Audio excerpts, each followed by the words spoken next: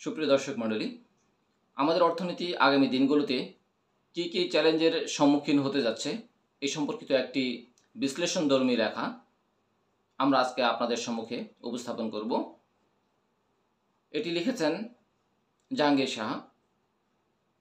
জাহাঙ্গীর শাহর এই বিশ্লেষণটি প্রকাশিত হয়েছে দৈনিক প্রথম আলো পত্রিকায়। বর্তমান অন্তর্বর্তী সরকার দায়িত্ব নেওয়ার পর 11 মাস পার হচ্ছে। আরেকটি নতুন অর্থবছর শুরু হয়েছে। আগের সরকারের সময় অর্থনীতির প্রায় সব সূচক ছিল নিম্নমুখী। ক্ষমতাচ্যুত আওয়ামী লীগ সরকার টানা 15 বছরের বেশি সময় ক্ষমতায় থেকেও সংকটে পড়া অর্থনীতিকে টেনে তুলতে জোরালো কোনো উদ্যোগ নেয়নি। বর্তমান অন্তর্বর্তী সরকার ক্ষমতায় আসার পর অর্থনীতিতে সংস্কার ও পরিবর্তনের প্রক্রিয়া শুরু হয়েছে। ফলে রিজার্ভের পতন যেমন থামানো গেছে, তেমনি ব্যাংক খাতের ভঙ্গুর দশার কিছুটা অগ্রগতি হয়েছে। ডলারের বাজারেও স্থিতিশীলতা ফিরেছে। গত এক বছরে নানা ধরনের অনিশ্চয়তার মধ্যেও রপ্তানি আয়ে বড় অগ্রগতি না হলেও ছিল সন্তোষজনক। বৈধ পথে প্রবাসী আয়ের প্রবাহও খুব ভালো ছিল।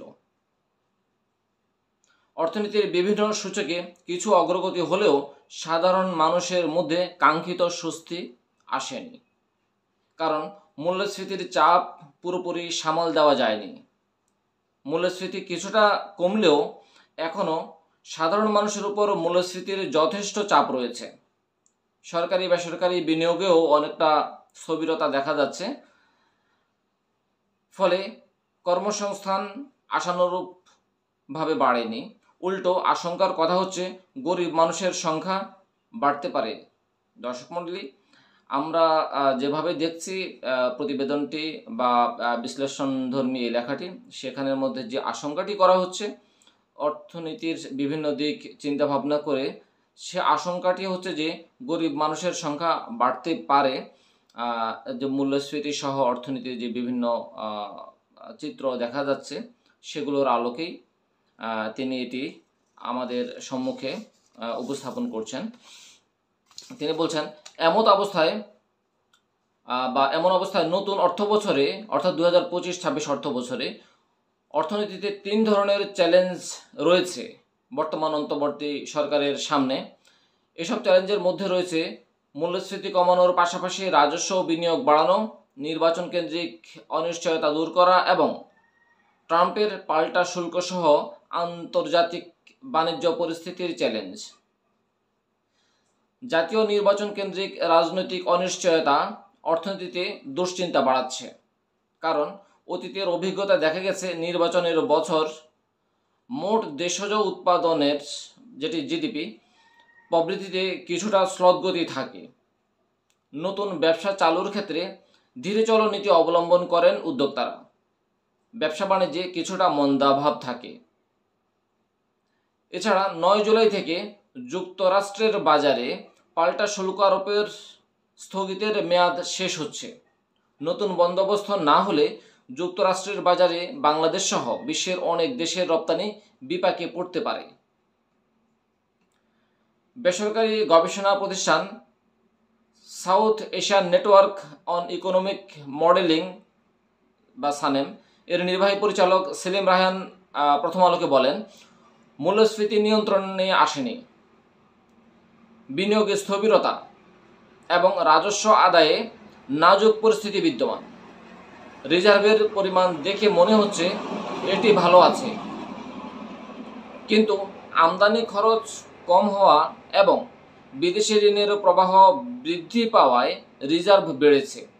তাই রিজার্ভ পরিস্থিতি ভালো একথা বলা যাবে না।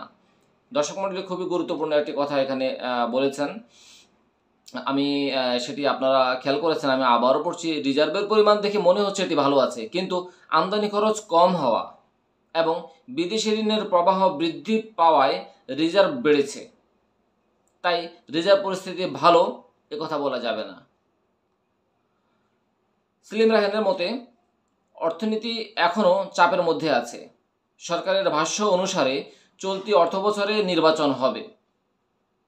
কিন্তু শান্তিপূর্ণভাবে ক্ষমতা হস্তান্তর হবে কিনা তা নিয়ে ব্যবসায়ীদের মধ্যে অস্বস্তি আছে।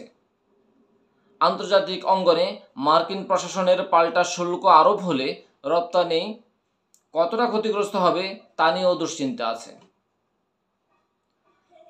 সুপ্রিয় দর্শক, আমরা এখন আসছি যে কিছু কিছু সূচকে যে উন্নতি ঘটেছে সেই উন্নতি হওয়া সূচকগুলো নিয়ে আমরা কথা বলবো। এখানে বলা হয়েছে, অর্থনীতিতে বর্তমান অন্তর্বর্তী সরকারের অন্যতম বড় সাফল্য হলো বৈদেশিক মুদ্রার মজুতের পতন ঠেকানো।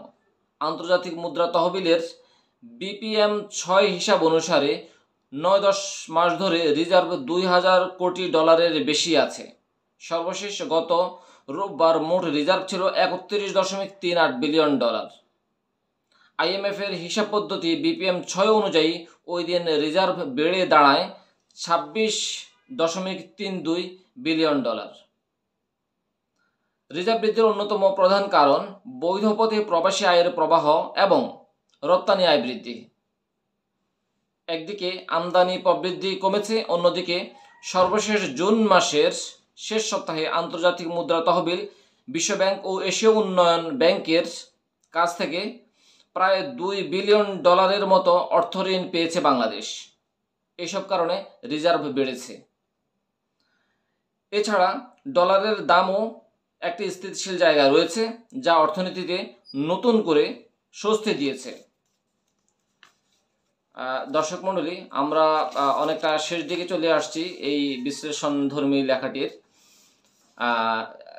কি কি ধরনের অস্বস্তি অর্থনীতিতে বিরাজমান সেটি নিয়ে আমরা এখন কথা বলছি।